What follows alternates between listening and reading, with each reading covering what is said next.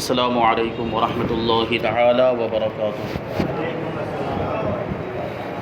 نحمده ونصلي ونسلم على رسوله الكريم اما بعد فاعوذ باللہ من الشیطان الرجیم بسم اللہ الرحمن الرحیم ان اللہ وملائکته یصلون علی النبی یا ایها الذین آمنوا صلوا علیہ وسلموا تسلیما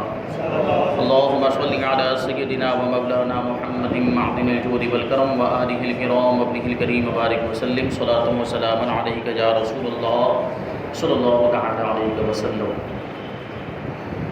عزیزان ملت اسلامیہ، گزشتہ ہفتے آپ نے سماعت کیا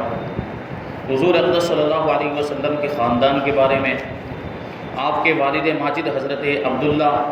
رضی اللہ تعالیٰ عنہ اور آپ کی والدہ ماجدہ حضرت آمنہ رضی اللہ تعالیٰ عنہ کے ایمان کے بارے میں تفصیل سے بیان کیا گیا۔ اب یہاں سے انشاءاللہ تبارک و تعالیٰ برکات نبوت کے ظہور کا بیان ہوگا، یعنی نبی کریم صلی اللہ علیہ وسلم کی پیدائش سے پہلے یا حضور پاک صلی اللہ علیہ وسلم کی ولادت کے وقت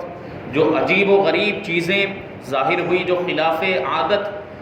عقل کو حیران کر دینے والی چیزیں ظاہر ہوئی، اس کا بیان یہاں سے انشاءاللہ تبارک و تعالیٰ ہوگا۔ فرماتے ہیں کہ جس طرح سورج نکلنے سے پہلے ستاروں کی روپوشی، یعنی سورج نکلنے سے پہلے ستارے غائب ہو جاتے ہیں اور صبح صادق کی سفیدی، شفق کی سرخی سورج نکلنے کی خوشخبری دینے لگتی ہے، اسی طرح جب آفتاب رسالت کے طلوع کا زمانہ قریب آیا تو اطراف عالم میں بہت سے ایسے عجیب واقعات اور خوارق عادات بطور علامات کے ظاہر ہونے لگے جو ساری کائنات کو جھنجھوڑ کر یہ بشارت دینے لگے کہ اب رسالت کا آفتاب اپنی پوری آب و تاب کے ساتھ طلوع ہونے والا ہے۔ یعنی جس طرح سورج کے طلوع ہونے سے پہلے اس کی نشانیاں اور اس کی علامتیں ظاہر ہونے لگتی ہے جو اس بات کی خبر دیتی ہیں کہ سورج طلوع ہونے والا ہے، اسی طریقے سے حضور نبی کریم صلی اللہ علیہ وسلم کے دنیا میں ظاہری طور پر تشریف لانے سے پہلے بہت ساری نشانیاں ظاہر ہوئی، بہت ساری علامتیں ظاہر ہوئی اور عجیب و غریب واقعات پیش آئے جو اس بات کی خبر دے رہے تھے، خوشخبری دے رہے تھے کہ اللہ کے رسول صلی اللہ علیہ وسلم دنیا میں تشریف لانے والے ہیں اور جلوہ گر ہونے والے ہیں۔ چنانچہ اصحاب فیل کی ہلاکت کا واقعہ یہ بھی ایک علامت ہے، یہ بھی ایک نشانی۔ ناگہاں باران رحمت سے سرزمین عرب کا سرسبز و شاداب ہو جانا، اس سے پہلے بیان کیا گیا کہ عرب کے اندر قحط پڑا ہوا تھا اور جب اللہ کے رسول صلی اللہ علیہ وسلم کی ولادت کا زمانہ قریب آیا تو اللہ کے رسول صلی اللہ علیہ وسلم کی برکت سے اللہ تبارک و تعالیٰ نے قحط سالی کو دور فرمایا اور رحمت کی بارش سے عرب والوں کو سرفراز فرمایا، اور جو بھی کھیتیاں سوکھ گئی تھی، جو درختوں کے پتے گر گئے تھے، مرجھا گئے تھے اور جانور پتلے دبلے ہو گئے تھے، یہ سارے جو معاملات تھے، یہ کھیتیاں جو تھی وہ سرسبز و شاداب ہو گئی، درخت ہرے بھرے ہو گئے اور جانور بھی خوب ان کو کھانا ملا، گھاس وغیرہ ملی، چارہ ملا، تو وہ بھی پھر تندرست اور توانا ہو گئے، طاقتور اور مضبوط ہو گئے۔ یہ حضور کی ولادت کی برکت سے ہوا اور برسوں کی خشک سالی دفع ہو کر پورے ملک میں خوشحالی کا دورہ ہو جانا، بتوں کا منہ کے بل گر جانا۔ جو خانہ کعبہ کے اندر تقریباً 360 بت رکھے ہوئے تھے، مورتیاں رکھی ہوئی تھی، جب اللہ کے رسول صلی اللہ علیہ وسلم کی ولادت کا وقت قریب آیا تو وہ سارے بت منہ کے بل اوندھے گر گئے، منہ کے بل گر گئے۔ وہ شعر ہم لوگ پڑھتے رہتے ہیں سلام کا کہ بت شکن آیا یہ کہہ کر سر کے بل بت گر پڑے۔ کیا مطلب ہوتا ہے یہ ہم پڑھتے رہتے ہیں لیکن اس کے مطلب پر ہم نے کبھی غور نہیں کیا ہوگا۔ بت شکن مطلب ہوتا ہے بت توڑنے والا، مورتیوں کو توڑنے والا، اور یہ کہہ کر سر کے بل بت گر پڑے، یعنی بتوں نے خود اپنی زبان حال سے یہ کہا کہ اب بتوں کو توڑنے والا آ گیا ہے، یعنی اللہ کے رسول صلی اللہ علیہ وسلم تشریف لے آئے ہیں جو دنیا سے شرک کو ختم کر دیں گے، جو دنیا سے بت پرستی کو ختم کرنے والے ہیں، بتوں کو توڑنے والے ہیں۔ جب خانہ کعبہ فتح ہوگا تو جو جتنے بھی بت وہاں رکھے ہوئے تھے، وہ جب خانہ کعبہ فتح ہوا تو کیا ہوا تھا؟ ان سارے بتوں کو توڑ دیا گیا۔ تو بتوں کو بھی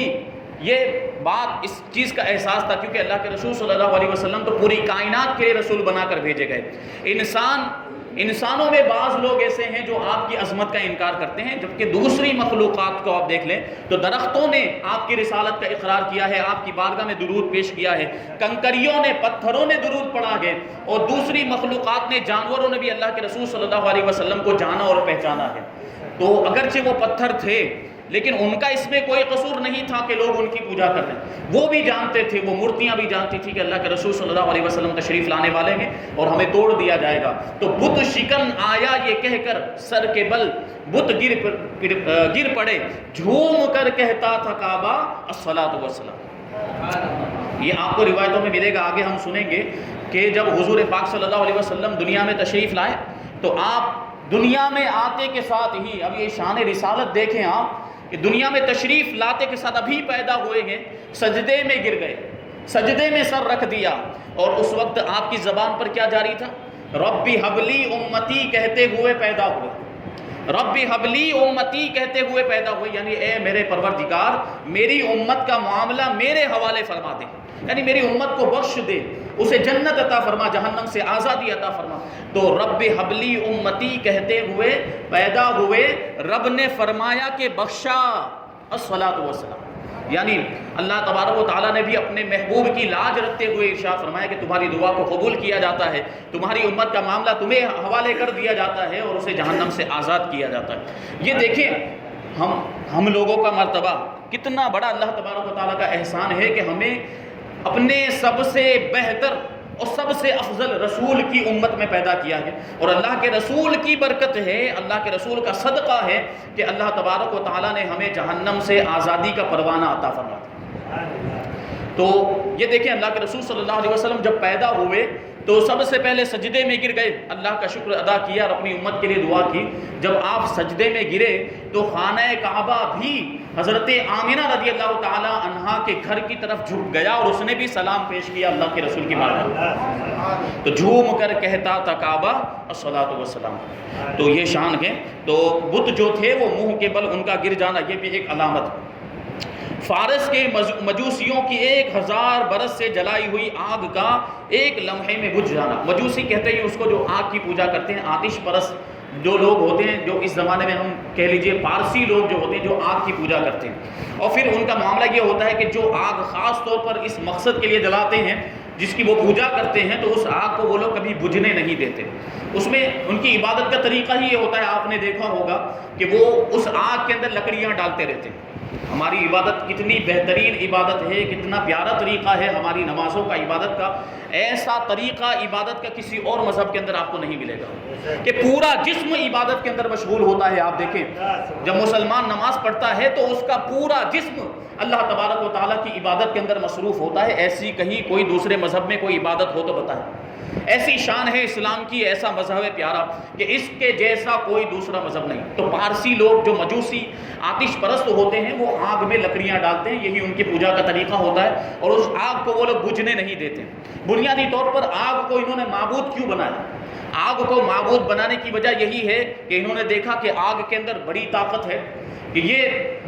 جو سخت سے سخت چیز کو بھی جلا دیتی ہے، لوہے جیسے ایسے سخت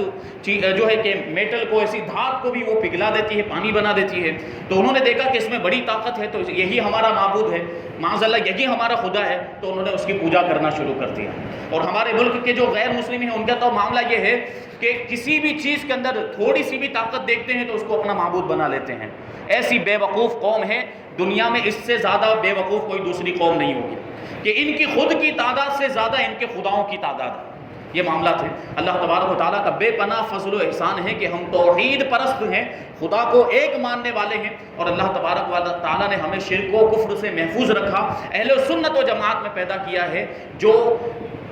دین اسلام کی سچی تعبیر ہے اہل سنت و جماعت۔ اللہ تبارک و تعالیٰ ہمیں اہل سنت کے عقائد و معمولات پر قائم رکھے اور اسی پر ہمیں موت عطا فرمائے۔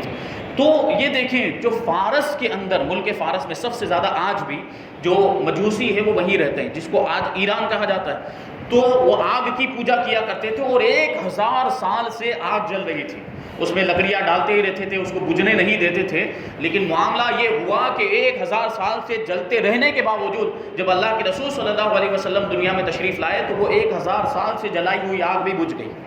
یہ اللہ کے رسول کے دنیا میں تشریف لانے کی برکت. اور اس سے یہ بات بھی ظاہر ہوئی کہ جو آگ ہے وہ خدا بننے کی صلاحیت نہیں رکھتی. اب خدا تو وہ ہوگا جس کے بارے میں ہمارے آقا فرمائیں گے کہ یہ خدا ہے، اور اس کی عبادت کی طرف آؤ، توحید پرستی کی طرف آؤ، ایک خدا کی طرف آؤ، بت پرستی کو چھوڑ دو، آگ کی پوجا کرنا چھوڑ دو. یہی ہوا جب اللہ کے رسول صلی اللہ علیہ وسلم نے پوری دنیا کے اندر پیغام بھیجا تھا تو سب کو ایک اللہ کی طرف بلایا تھا. تو یہ بھی ایک نشانی تھی آگ کا بجھ جانا جو 1000 سالوں سے جل رہی تھی. اور کسریٰ کے محل کا زلزلہ جو اس زمانے میں جب اسلام کی آمد ہوئی، اللہ کے رسول صلی اللہ علیہ وسلم کی تشریف آوری ہوئی، تو اس زمانے میں 2 سپر پاور تھے، قیصر و کسریٰ. قیصر و کسریٰ یعنی ملک فارس کا جو بادشاہ ہوتا تھا اس کو قیصر کہا جاتا، اور روم کا جو بادشاہ ہوتا تھا اس کو کسریٰ کہا جاتا تھا. تو یہ دونوں جو طاقتیں تھیں یہ بہت بڑی طاقتیں، یہ اس زمانے کے سپر پاور کہلاتے تھے، اور یہ پوری دنیا پر حکومت تھی ان کی اور بڑی طاقت تھی ان کے پاس. تو اس وقت جو کسریٰ کا جو بادشاہ ہوتا تھا اس کا لقب تھا کسریٰ. کسریٰ کا جو محل تھا بہت شاندار تھا، تو اس کے محل میں بھی زلزلہ آ گیا. اور یہ بھی اس بات کی علامت تھی کہ اللہ کے رسول دنیا میں تشریف لانے والے ہیں، اور ان کے جو صحابہ ہوں گے ان قریب کسریٰ کو بھی فتح کریں گے اور قیصر کو بھی فتح کریں گے، اور اسلام کا جو پیغام ہے وہ پوری دنیا میں پھیلا دیں گے. اور کسریٰ کے محل میں زلزلہ آ گیا، اور اس کے 14 کنگوروں کا منہدم ہو جانا. اور کسریٰ کے اندر 14 کنگورے بنے تھے، مینار بنے ہوئے تھے، وہ سب کے سب گر گئے اللہ کے رسول کی پیدائش کے وقت. ہمدان اور قم کے درمیان 6 میل لمبے اور 6 میل چوڑے بحیرہ ساوا، بحیرہ ساوا کا یکایک بالکل خشک ہو جانا. ایک بہت بڑا دریا تھا یہ جس کا نام تھا دریائے ساوا، وہ 6 میل لمبا اور 6 میل چوڑا یہ جو ہے کہ یہ دریا تھا. لیکن اللہ کے رسول کی پیدائش کے وقت یہ دریا بالکل خشک ہو گیا، سوکھ گیا. یہ بھی ایک علامت تھی. اور شام اور کوفہ کے درمیان وادی سماوا کی خشک ندی کا اچانک جاری ہو جانا. اب جو دریائے ساوا تھا وہ تو خشک ہو گیا، لیکن جو وادی سماوا کے اندر جو ندی تھی جو سالوں سے خشک پڑی ہوئی تھی، سوکھی پڑی ہوئی تھی، اس میں پانی نہیں تھا، وہ جاری ہو گئی، اس میں پانی بہنے لگ گیا. اور حضور صلی اللہ علیہ وسلم کی والدہ کے بدن سے ایک ایسے نور کا نکلنا جس سے بصریٰ کے محل روشن ہو گئے. بصریٰ یہ ملک شام کا ایک علاقہ ہے جہاں بڑے بڑے محلات موجود تھے، اور اللہ کے رسول صلی اللہ علیہ وسلم کی والدہ حضرت آمنہ رضی اللہ تعالیٰ عنہ حضور کی پیدائش کے وقت دیکھیں آپ مکہ مکرمہ کے اندر موجود تھی. کتنا بڑا فاصلہ ہے، پورا ملک ہی الگ. ملک عرب مکہ مکرمہ جو ہے ملک عرب کے اندر موجود ہے، یہ بصریٰ جو ہے ملک شام کے اندر یعنی سیریا کے اندر موجود. کتنا بڑا فاصلہ ہے، کتنے میلوں کا فاصلہ ہے. لیکن اللہ کے رسول صلی اللہ علیہ وسلم کی پیدائش کے وقت حضرت آمنہ رضی اللہ تعالیٰ عنہ کے بدن سے ایسا نور ظاہر ہوا کہ اس نور سے پورا جو ہے کہ جو راستہ تھا پورے علاقے سب روشن ہو گئے. یہاں تک کہ حضرت آمنہ رضی اللہ تعالیٰ عنہ نے اپنے مکان کے اندر رہتے ہوئے ملک شام کے محلات کو ملاحظہ کر دیا. یہ شان تھی، یعنی ایسا نور تھا کہ اس نے سارے حجابات کو بھی ختم کر دیا، سارے پردوں کو ہٹا دیا. اب آپ غور کریں کہ درمیان میں عمارتیں بھی ہوں گی، بلڈنگز بھی ہوں گی، درمیان میں پہاڑ بھی ہوں گے، اور پھر ظاہر سی بات ہے زمین جو ہے نشے و فراز والی ہوتی ہے، زمین اونچی بھی ہوتی ہے، زمین نیچی بھی ہوتی ہے. لیکن اللہ کے رسول کے نور کی برکت دیکھیں کہ وہ ساری رکاوٹیں ہٹ گئی، وہ سارے حجابات ہٹ گئے، اور اس نور نے ایسا روشن کر دیا کہ حضرت آمنہ رضی اللہ تعالیٰ عنہ نے ملک شام کے بصریٰ علاقے کے محلات کو، وہاں کی عمارتوں کو ملاحظہ فرما دیا. تو یہ دیکھیں یہ سب واقعات اسی سلسلے کی کڑیاں ہیں جو حضور اقدس صلی اللہ علیہ وسلم کی تشریف آوری سے پہلے مبشرات یعنی بشارت دینے والی، خوشخبری دینے والی بن کر عالم کائنات کو یہ خوشخبری دینے لگی کہ مبارک ہو وہ شاہ پردے سے باہر آنے والا ہے. شاعر کہتے ہیں علامہ حسن رضا خان کہ مبارک ہو وہ شاہ پردے سے باہر آنے والا ہے، گدائی کو زمانہ جس کے در پر آنے والا ہے. یعنی بظاہر تو وہ گدڑی پر بیٹھیں گے، ٹاٹ پر بیٹھیں گے، معمولی لباس ہوگا، اتنا قیمتی لباس نہیں ہوگا، لیکن اللہ تبارک و تعالیٰ نے ان کو پوری کائنات کا بادشاہ بنا دیا ہے، پوری کائنات کا سردار بنا دیا ہے. اور ایک زمانہ وہ آئے گا کہ پوری کائنات ان کے قدموں میں ہوگی اور ان کی غلامی اختیار کرے گی. اور یہ ہوا بھی. حضرات انبیاء کرام علیہ السلام سے قبل اعلان نبوت جو خلاف عادت اور عقل کو حیرت میں ڈالنے والے واقعات صادر ہوتے ہیں ان کو شریعت کی اصطلاح میں ارہاس کہتے ہیں،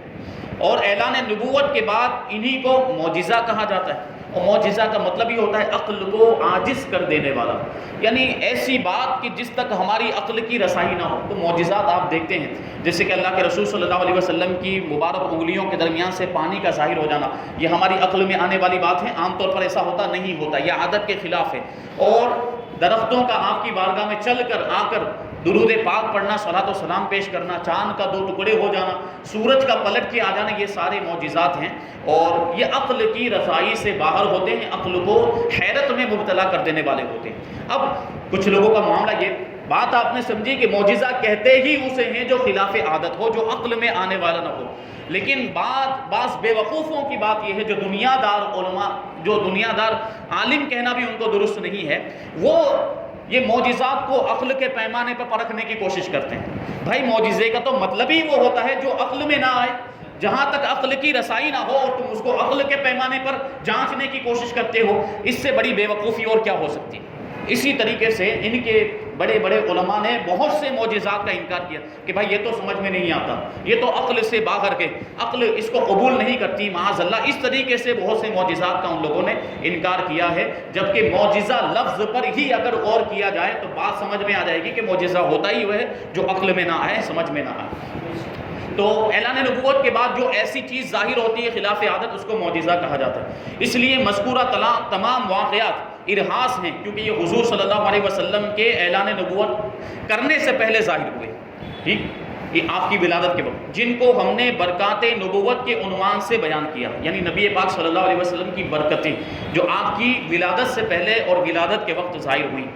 اس قسم کے واقعات جو ارہاس کہلاتے ہیں ان کی تعداد بہت زیادہ ہے، ان میں سے چند کا ذکر تو ہو گیا جو ابھی بیان کیے گئے، اور دوسرے واقعات بھی یہاں سے کچھ بیان کیے جاتے ہیں۔ محدث ابو نعیم نے اپنی کتاب دلائل النبوہ میں حضرت عبداللہ ابن عباس رضی اللہ تعالی عنہما سے روایت کیا ہے، یہ حدیث بیان کی کہ جس رات حضور صلی اللہ علیہ وسلم کا نور نبوت حضرت عبداللہ کی پشت اقدس سے حضرت آمنہ کے بطن مقدس میں منتقل ہوا، روئے زمین کے تمام چوپایوں یعنی تمام 4 پیر والے جانور، خصوصاً قریش کے جانوروں کو اللہ تعالیٰ نے قوت گویائی عطا فرمائی۔ جانور بول نہیں پاتے، لیکن جس رات اللہ کے رسول صلی اللہ علیہ وسلم اپنی مادر پاک حضرت آمنہ رضی اللہ تعالیٰ عنہا کے شکم پاک میں منتقل ہوئے، آپ کا نور پاک منتقل ہوا، اس رات کو پوری روئے زمین کے جتنے بھی چوپائے، جتنے بھی جانور تھے، ان کو اللہ تبارک و تعالیٰ نے بولنے کی طاقت عطا فرمائی، اور انہوں نے بزبان فصیح اعلان کیا کہ آج اللہ کا وہ مقدس رسول شکم مادر میں جلوہ گر ہو گیا جس کے سر پر تمام دنیا کی امامت کا تاج ہے، یعنی جو پوری دنیا کا سردار ہے، پوری دنیا کا بادشاہ، اور جو سارے عالم کو روشن کرنے والا چراغ ہے۔ مشرق کے جانوروں نے مغرب کے جانوروں کو خوشخبریاں دی اور بشارتیں دی، اسی طرح سمندروں اور دریاؤں کے جانوروں نے ایک دوسرے کو یہ خوشخبری سنائی کہ حضرت ابو القاسم محمد الرسول اللہ صلی اللہ علیہ وسلم کی ولادت باسعادت کا وقت قریب آ گیا ہے۔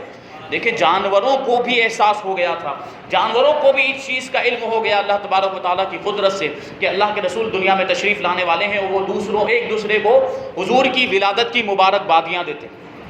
تو کیا مطلب حضور کی ولادت کی خوشی منانا اور حضور کی ولادت کی، آپ کے میلاد کی ایک دوسرے کو خوشخبری دینا، یہ کوئی بدعت اور شرک یا گناہ کا کام نہیں ہے، یہ تو اللہ تبارک و تعالیٰ کی قدرت سے جانوروں نے بھی کیا، جانوروں نے بھی ایک دوسرے کو مبارکبادیاں دی ہیں اللہ کے رسول صلی اللہ علیہ وسلم کی ولادت کے موقع پر۔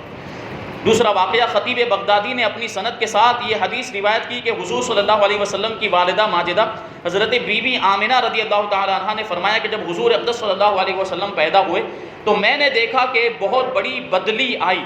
جس میں روشنی کے ساتھ گھوڑوں کے ہنہنانے اور پرندوں کے اڑنے کی آواز تھی، اور کچھ انسانوں کی بولیاں بھی سنائی دے رہی تھی۔ کیا مطلب ہوا کہ گھوڑے بھی تھے اور پرندوں کے پر کا مطلب کیا، فرشتوں کو بھی اللہ تبارک و تعالیٰ نے پر عطا فرمائے۔ تو فرشتے تھے جو گھوڑوں پر سوار ہو کر تشریف لائے تھے، اور ان کے ساتھ کچھ مقدس پاکیزہ انسان بھی تھے، یعنی انبیاء کرام کی روحیں بھی تشریف لائی تھی۔ پھر ایک دم حضور اقدس صلی اللہ علیہ وسلم میرے سامنے سے غائب ہو گئے، پیدا ہونے کے بعد حضور غائب ہو گئے، اور میں نے سنا کہ ایک اعلان کرنے والا اعلان کر رہا ہے کہ محمد صلی اللہ علیہ وسلم کو مشرق و مغرب میں گشت کراؤ، یعنی گھماؤ، اور ان کو سمندروں کی بھی سیر کراؤ تاکہ تمام کائنات کو ان کا نام، ان کا حلیہ اور ان کی صفت معلوم ہو جائے، اور ان کو تمام جاندار مخلوق یعنی جنوں، انس، ملائکہ اور چرندوں پرندوں کے سامنے پیش کرو، اور انہیں حضرت آدم علیہ السلام کی صورت، حضرت شیس علیہ السلام کی معرفت، حضرت نوح علیہ السلام کی شجاعت و بہادری، حضرت ابراہیم علیہ السلام کی خلت و دوستی، حضرت اسماعیل علیہ السلام کی زبان، حضرت اسحاق علیہ السلام کی رضا، حضرت صالح علیہ السلام کی فصاحت، حضرت لوط علیہ السلام کی حکمت، حضرت یعقوب علیہ السلام کی بشارت، حضرت موسیٰ علیہ السلام کی شدت، حضرت ایوب علیہ السلام کا صبر، حضرت یونس علیہ السلام کی طاعت، حضرت یوشع علیہ السلام کا جہاد، حضرت داؤد علیہ السلام کی آواز، حضرت دانیال علیہ السلام کی محبت، حضرت الیاس علیہ السلام کا وقار، حضرت یحییٰ علیہ السلام کی عصمت، اور حضرت عیسیٰ علیہ السلام کا زہد عطا کر کے ان کو تمام پیغمبروں کے کمالات اور اخلاق حسنہ سے مزین کر دو۔ اس کے بعد وہ بادل چھٹ گیا، پھر میں نے دیکھا کہ آپ ریشم کے سبز کپڑے میں لپٹے ہوئے ہیں۔ یہ آپ نے سنا ہوگا کہ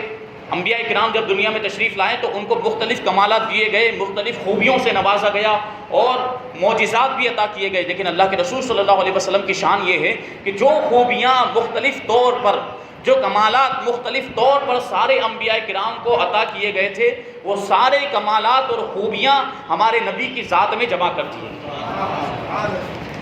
اور ایک سبز ریشم کے کپڑے میں حضور پاک صلی اللہ علیہ وسلم لپٹے ہوئے تھے، اور اس کپڑے سے پانی ٹپک رہا تھا، اور کوئی منادی اعلان کر رہا تھا کہ واہ واہ کیا خوب، محمد صلی اللہ علیہ وسلم کو تمام دنیا پر قبضہ دے دیا گیا،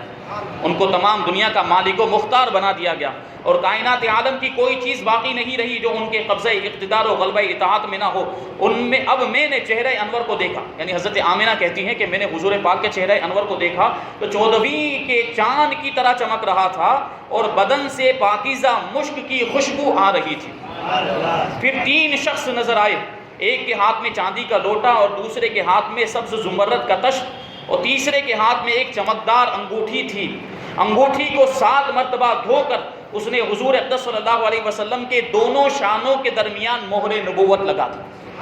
شانے یعنی جو کندھے کے پیچھے کا جو حصہ ہوتا ہے اس کے درمیان، یہاں پر اللہ کے رسول صلی اللہ علیہ وسلم کے مہر نبوت لگی ہوئی تھی، جو آپ کی نبوت کی علامت تھی، آپ کے نبی ہونے کی نشانی تھی۔